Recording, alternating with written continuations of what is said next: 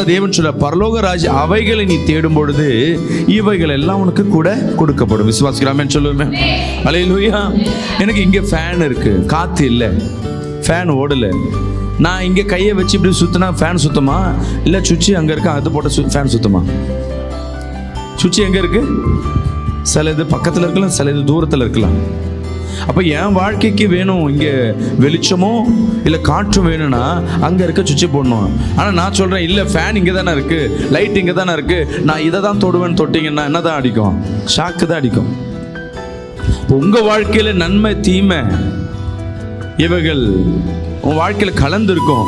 அதுல தீமைகள் வர சூழ்நிலையில, நெருக்கம் வரும் சூழ்நிலையில, தீங்கு வரும் நாட்கள்ல தேவ பலன் உங்களோடு இருக்க வேண்டும் என்றால், தேவனுடைய ராஜ்யம் உங்களை தொட வேண்டும் என்றால், அல்லேலூயா, நீங்க பாக்கியவதியாய் பாக்கியவனாய் மாறணும்.